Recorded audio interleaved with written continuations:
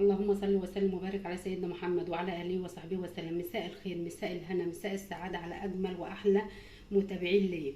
يا رب اللي بيشوفني لاول مره يتابعني، لان قناتي حبايبي مش هتكبر الا بيكم. النهارده جيت لكم بوصفه جميله جدا. هنعمل فراخ، احلى صينيه فراخ بالبطاطس، وعندنا هنقدم معاه رز بالشعريه. بصوا يا حبايبي، هتشوفوا احلى تتبيله للفراخ. بصوا مستويه ازاي، شوفوا جميله، احلى تتبيله للفراخ.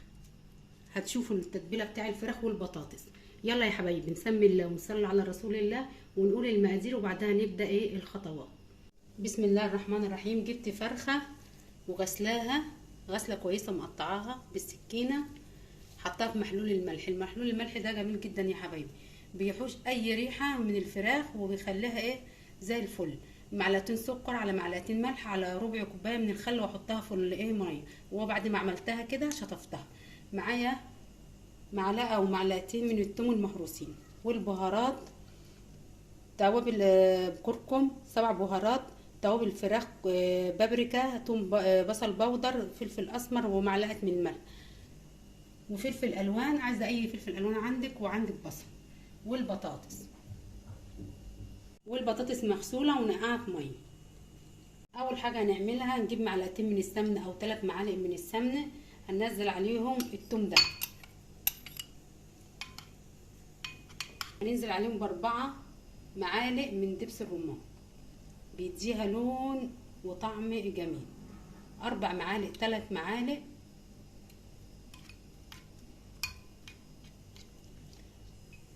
وبعدها هنزل بمعلقتين من الصلصه، صلصه الطماطم، معجون الطماطم ده، وهنقلب كل المكونات دي مع بعض.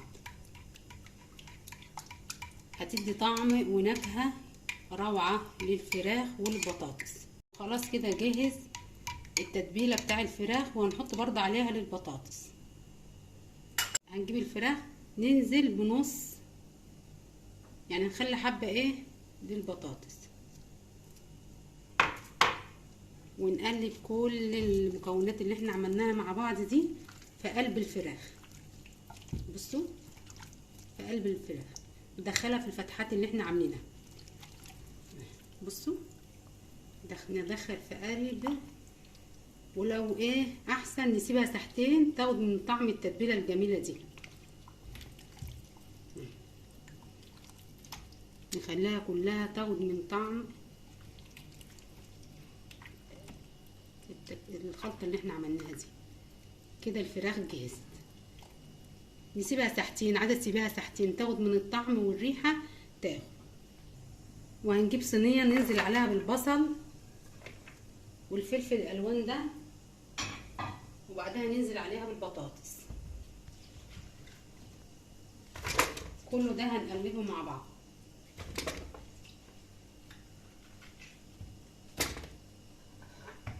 هننزل بتوابلنا الجميله اللي احنا لسه قايلينها،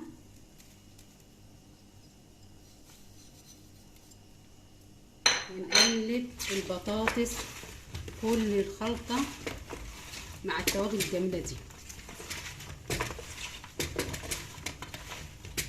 طريقه جديده للبطاطس، لصينيه البطاطس بالفراخ، بس هتجربيها مش هتنسيها. ونقلب كل ده. الحبه اللي احنا سايبينهم من الخلطه هننزل عليهم على الفراخ، على البطاطس، وننزل على البطاطس. بصوا، شايفين اللون؟ شايفين اللون؟ والبطاطس نعملها مكعبات شرايح كبيره كده، عشان تاخد وقت في السوا. شايفين اللون؟ شايفين؟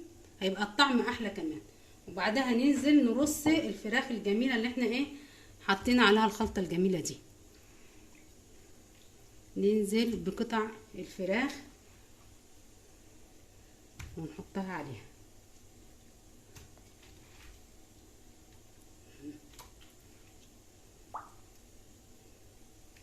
بعد كده حبة مية صغيرين خالص هننزل عليهم،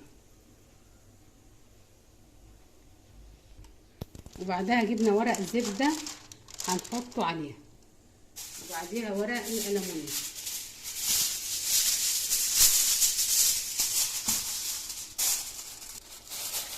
خلاص كده احنا غطيناها الصينيه بورق الالومنيا ده، وهنحطها في الفرن. انا مسخنه الفرن على اكبر درجه حراره، وهدخلها الفرن واوريها لكم بعد ما تطلع من الفرن.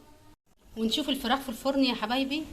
بصوا، اللهم صل وسلم وبارك على سيدنا محمد. بسم الله ما شاء الله. شايفين الفراخ، شايفين البطاطس، ريحه تجنن. هتاكلوا احلى صينيه بطاطس. هتخلص وهوريكم ايه في النهايه هتبقى عامله ازاي. هنعمل حبه رز بشعريه. هننزل الشعريه على السمنه او الزيت وهنحمر الشعريه عقبال البطاطس ما تطلع من الفرن. وكده يا حبايبي الرز الشعريه احمرت اهي. هنديها لون تاني حبه بس بصوت. شوف خلاص كده هنزل بالرز غسلاه.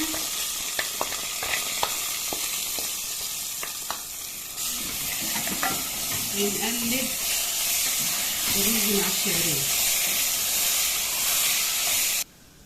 وهنحط رشه من الملح، معلقه صغيره كده، وهننزل بالميه او الشرب.